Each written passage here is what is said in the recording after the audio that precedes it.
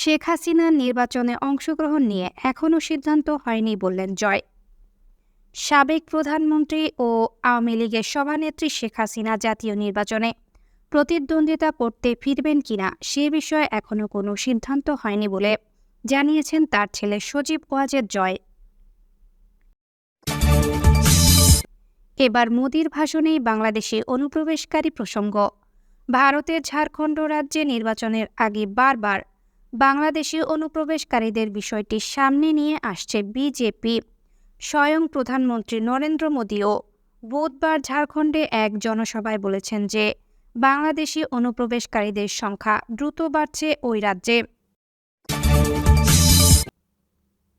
সিলেটে কবর থেকে তোলা হচ্ছে ছাত্র আন্দোলনে নিহত ৬ জনের লাশ। সিলেটে ছাত্র জনতার আন্দোলনে নিহত ৬ জনের মরদেহ ময়নাতদন্তের জন্য কবর থেকে তোলা হচ্ছে। এরই মধ্যে ৪টি মরদেহ তোলার জন্য ৪ জন নির্বাহী ম্যাজিস্ট্রেটকে দায়িত্ব দেওয়া হয়েছে।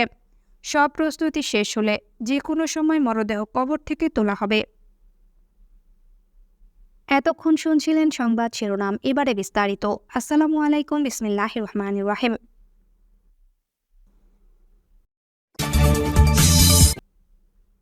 শেখ হাসিনার নির্বাচনে অংশগ্রহণ নিয়ে এখনও সিদ্ধান্ত হয়নি জানালেন জয়। সাবেক প্রধানমন্ত্রী ও আওয়ামী লীগ সভানেত্রী শেখ হাসিনা জাতীয় নির্বাচনে প্রতিদ্বন্দ্বিতা করতে ফিরবেন কিনা সে বিষয়ে এখনও কোনো সিদ্ধান্ত হয়নি বলে জানিয়েছেন তার ছেলে সজীব ওয়াজেদ জয়। যুক্তরাষ্ট্রভিত্তিক সংবাদ মাধ্যম টাইমকে দেয়া এক সাক্ষাৎকারে তিনি এসব কথা বলেন। সরকারি চাকরিতে কোটা সংস্কার নিয়ে ছাত্র আন্দোলনের তোপের মুখে পড়ে ক্ষমতাচ্যুত হয়ে গত ৫ আগস্ট দেশ ছেড়ে পালিয়ে যান শেখ হাসিনা। তারপর নোবেল বিজয়ী ডক্টর মোহাম্মদ ইউনূসের নেতৃত্বে অন্তর্বর্তীকালীন সরকার গঠিত হয়। জয় বলেন, বাংলাদেশের বর্তমান পরিস্থিতি দেখে মা বেশি বিচলিত এবং হতাশ। গত ১৫ বছরে তার সমস্ত কঠোর পরিশ্রম অনেকটাই নষ্ট হয়ে যাচ্ছে। কোটা সংস্কার আন্দোলন প্রসঙ্গে জয় বলেন, কোটা আন্দোলনে আমরা সবাই অবাক হয়েছি। আমি নিজেও চেয়েছিলাম কোটা সংস্কার হোক। আমি হোয়াটসঅ্যাপ গ্রুপে বলেছিলাম ৩০% কোটা অনেক বেশি, তা কমিয়ে ৫% করা উচিত। তখন কেউ কেউ চিৎকার করে বলল, আমরা মুক্তিযোদ্ধার নাতি নাতনি। তখন আমি মজা করে বলেছিলাম, এ কারণেই আমি ৫% ছেড়ে দিয়েছি। অন্তর্বর্তীকালীন সরকার প্রসঙ্গে জয় বলেন, যদি তারা ১ বছর বা ১৮ মাস দেশ চালাতে চায় তাহলে আমি বলবো এটা সঠিক সিদ্ধান্ত। কোটা সংস্কার আন্দোলনে আইনশৃঙ্খলা বাহিনীর গুলিতে ৫ শতাধিক মানুষ নিহত হন, আহত হন কয়েক হাজার, যে কারণে আওয়ামী লীগকে নিষিদ্ধের দাবি উঠেছে। এ ব্যাপারে সজীব ওয়াজেদ জয় বলেন, বাংলাদেশের সবচেয়ে পুরনো বৃহৎ রাজনৈতিক দলকে কিভাবে নিষিদ্ধ করবেন, এটা আইনত সম্ভব নয়। এই প্রশ্নের জবাবে জয় বলেন, আমার কখনোই রাজনৈতিক উচ্চাকাঙ্ক্ষা ছিল না। ভবিষ্যতে রাজনীতি করব কিনা সে ব্যাপারে এখনও কোনো সিদ্ধান্ত নেইনি।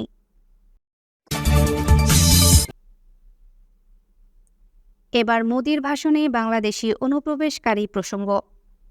বারবার বাংলাদেশি অনুপ্রবেশকারীদের বিষয়টি সামনে নিয়ে আসছে বিজেপি।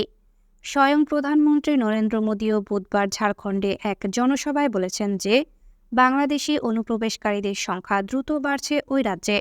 এর কারণে প্রতিরক্ষামন্ত্রী রাজনাথ সিং, স্বরাষ্ট্রমন্ত্রী অমিত শাহ ও আসামের মুখ্যমন্ত্রী হিমন্ত বিশ্ব শর্মার মতো বিজেপি নেতারা একাধিকবার মন্তব্য করেছেন যে বাংলাদেশি অনুপ্রবেশকারীদের জন্যই ঝাড়খণ্ডের জনবিন্যাস বদলে যাচ্ছে। আদিবাসী মূলবাসীরা অদূর ভবিষ্যতে সংখ্যালঘু হিসেবে হয়ে পড়বে, ওই আশঙ্কাও প্রকাশ করেছেন বিজেপির নেতারা। বাংলাদেশি ও রোহিঙ্গা অনুপ্রবেশকারীদের উইপোকা অভিহিত করা বা খুঁজে বের করে বঙ্গোপসাগরে নিক্ষেপ করার হুমকিও দিয়েছেন স্বরাষ্ট্রমন্ত্রী অমিত শাহ। বিজেপির শীর্ষ নেতারা বেশিরভাগ সময়েই বাংলাদেশ সরকার ওই সব মন্তব্যের পরেও জোরালো প্রতিবাদ জানায়নি, কিন্তু ঝাড়খণ্ডের এক জনসভায় অমিত শাহর বক্তব্যের আনুষ্ঠানিক প্রতিবাদ জানিয়েছে বাংলাদেশের অন্তর্বর্তীকালীন সরকার। ঢাকায় ভারতের উপরাষ্ট্রদূতকে ডেকে পাঠিয়ে প্রতিবাদ নোট দিয়েছে বাংলাদেশ। এভাবে প্রতিবাদ জানানো অতি বিরল ঘটনা বলে মনে করেন আন্তর্জাতিক সম্পর্ক বিশেষজ্ঞরা। ঝাড়খণ্ডের নির্বাচনের আগে বিজেপি পরিবর্তন যাত্রার নাম দিয়ে যে র্যালি করেছে তার সমাপ্তি অনুষ্ঠানে ভাষণ দিতে বুধবার হাজারীবাগে গিয়েছিলেন প্রধানমন্ত্রী। মোদির ওই ভাষণ পুরোটাই রয়েছে তার আনুষ্ঠানিক এক্স টুইটার পোস্ট হ্যান্ডেলে। রাজ্যের ক্ষমতাসীন ঝাড়খণ্ড মুক্তিযোদ্ধা মোর্চা ও কংগ্রেসের জোট সরকারের উদ্দেশ্যে মোদি বলেন, যারা সরকার চালাচ্ছে তারা ঝাড়খণ্ডের পরিচয় বদলে দিতে চায়। তারা ঝাড়খণ্ডের শতাব্দী প্রাচীন নিজস্বতা ধ্বংস করে দিতে চায়। এদের কর্তৃত্ব যাদের হাতে, সেই কংগ্রেস চায় ঝাড়খণ্ডের আদিবাসী সমাজকে সংখ্যালঘুতে পরিণত করতে।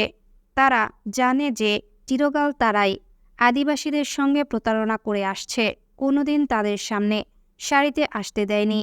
তাই ক্ষমতায় থাকার জন্য তারা নতুন ভোট ব্যাংক তৈরি করতে চাইছে। সাঁওতাল পরগনার উদাহরণ দেখিয়ে প্রধানমন্ত্রী বলেন যে সেখানে আদিবাসী সংখ্যালঘু ক্রমাগত কমছে, অন্যদিকে অনুপ্রবেশকারীদের সংখ্যা সামনে বেড়েই চলেছে। জনবিন্যাসে বিপুল পরিবর্তন হচ্ছে, আদিবাসী আর হিন্দুদের সংখ্যা কমছে।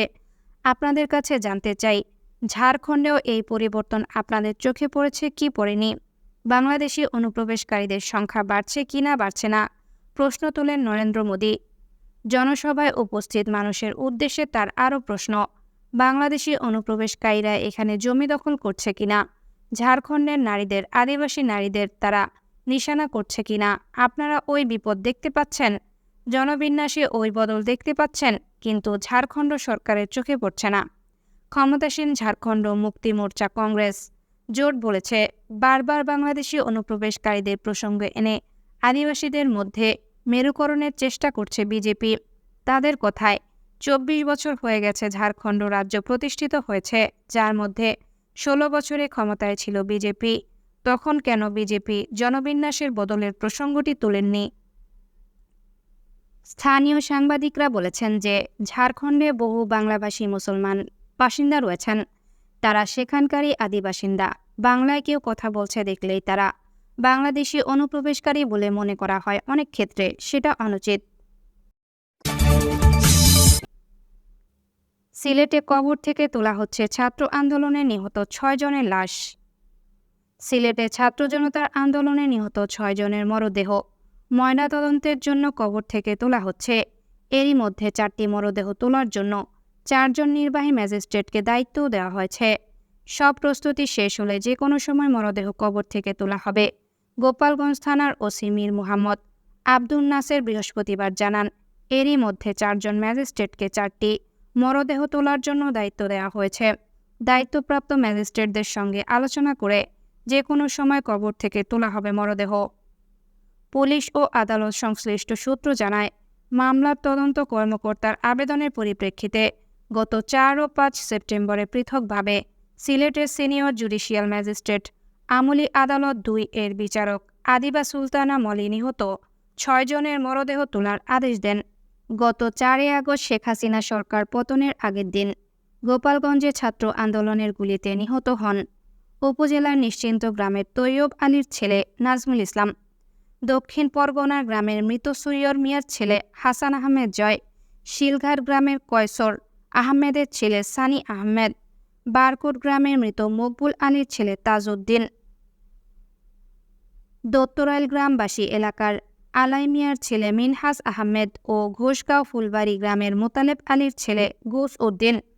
এইসব হত্যাকাণ্ডের ঘটনায় গোপালগঞ্জ থানায় পৃথকভাবে ৬টি মামলা হয়। আরও একটি মামলা করা হয় আদালতে। সব মামলায় আওয়ামী লীগের সাবেক সংসদ সদস্য সহ বিভিন্ন পর্যায়ের নেতাকর্মী সহ কয়েকশো ব্যক্তিকে আসামি করা হয়েছে।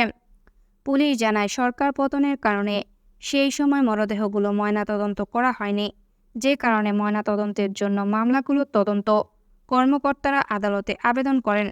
আবেদনের পরিপ্রেক্ষিতে পুলিশ জানায়, সরকার পতনের কারণে সেই মরদেহগুলো ময়নাতদন্ত করা হয়নি, যে কারণে ময়নাতদন্তের জন্য মামলাগুলো তদন্ত কর্মকর্তারা আদালতে আবেদন করেন। আবেদনের পরিপ্রেক্ষিতে আদালত ম্যাজিস্ট্রেটের উপস্থিতিতে কবর থেকে মরদেহ তোলার আদেশ দিয়েছেন। এরই মধ্যে 4টি মরদেহ কবর থেকে তোলার জন্য সিলেটের জেলা প্রশাসকের কার্যালয় থেকে 4 জন নির্বাহী ম্যাজিস্ট্রেটকে দায়িত্ব দেওয়া হয়েছে।